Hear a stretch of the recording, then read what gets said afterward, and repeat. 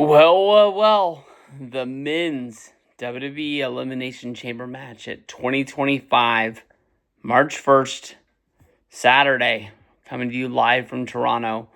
This right here is the biggest roadblock on the road to Wrestlemania.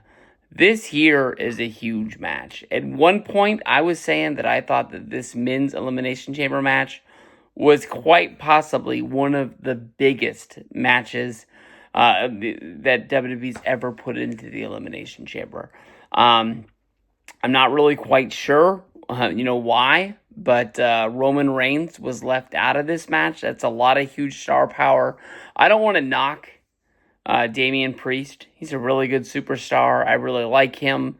But if this match would have been what we all thought it was going to be the night of the Royal Rumble, with Roman Reigns, Logan Paul, Seth Rollins, CM Punk, Drew McIntyre, and John Cena, I really don't know at this time, with the WWE roster the way it is, how you could have made that match any more star-studded unless you made Cody Rhodes defend and maybe you took Logan Paul out.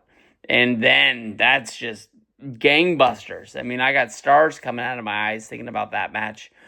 There's no way to talk about this match for the Elimination Chamber unless we mention The Rock and Cody Rhodes and what the hell happened last week on WWE SmackDown with The Rock, basically being a babyface, turning heel, being a babyface, turning heel, putting over Cody Rhodes, putting him down, trying to lift him up, and then just putting him in a corner. I really don't even know what The Rock wants from Cody Rhodes.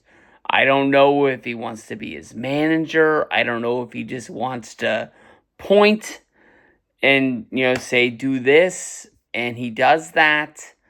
I don't know how The Rock is thinking that he's going to make Cody a bigger star. All we know is unless The Rock shows up in a mood on Saturday in Toronto, all we know is that the winner of this match is going to headline, more than likely, the main event of Sunday's Wrestlemania for the WWE Championship. That is what this match is supposed to be. The winner of this earns the undisputed WWE title match against Cody Rhodes. All of us think that if The Rock wants, he could just cut in line and just say he's going for the championship. It's going to be him versus Cody. That's the match that people want. There's people out there that really think he's going to do that. Then, what does that leave for this match? I'm not quite sure. So in my mind, I think they're going to have a segment. Whatever happens at the end of that segment is probably going to impact this match. Could The Rock try to get Rollins to flip? I don't think he's going to be able to get Rollins to flip in one night. Unless they plant the story that Rock's been talking to Rollins for a year. And they could set that up over a night, and I'm sure they could, possibly pull out some clips and show things at times when Rollins was saying one thing and it really is going to be casted off as another. Could he go after somebody like Damian Priest, just moved over to SmackDown? He's held the WWE Championship. He had a little bit of a run. He lost it to Gunther. He's going to be hungry to get back into that title picture.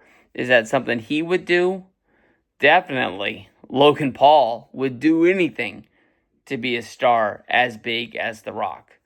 Drew McIntyre, I think he's the only person in this match who likes what The Rock is doing in WWE. I've talked about it a lot of times, how I believe that Drew McIntyre is my favorite character in WWE as of right now. He might not be my favorite, wrestler that I choose to root for, but I love the fact that he has his head screwed on, and he believes he is the only good guy in all of WWE. He thinks that, Cody sways wherever he wants to go, wherever he thinks the right way to go is. Some guy that backstabbed him last week that are going to be best friends this week. He doesn't believe anything that comes out of CM Punk's mouth. He thinks he's the same guy who got fired from AEW. He's the same guy who walked out of WWE when he didn't get his way. He believes that Seth Rollins would, basically hit his own mother and father with a steel chair if it was going to get him closer to the WWE picture. He's going to talk trash on anybody and everybody, and it just doesn't really matter. So the only guy I don't think The Rock could get to is John Cena. But John Cena wants this picture-perfect ending to his WWE career. We saw it for a brief moment at the Royal Rumble. I think that's going to be the overlying story of John Cena this year, is so many of us want to just do what John Cena did forever and just feed him the WWE Championship. Here's another win, John. Here's another win. Because when we were all watching wrestling, 2010 through 2014, roughly, John won everything.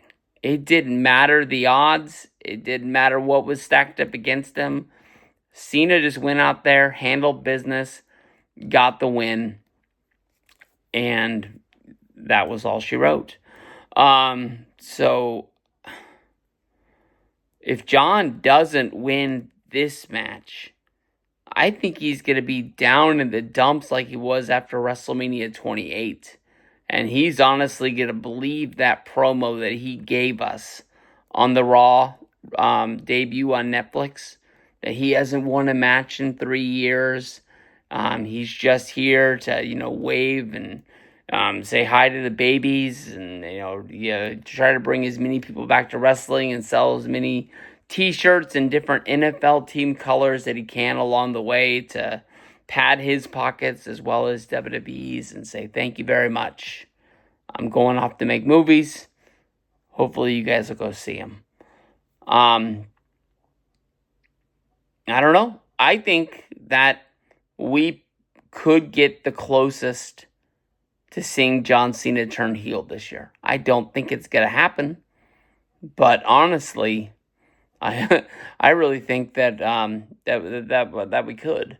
When it comes down to this match, I mean, I feel bad for Damian Priest. He's going to be the first guy that I take out. Somebody has to be the first guy eliminated.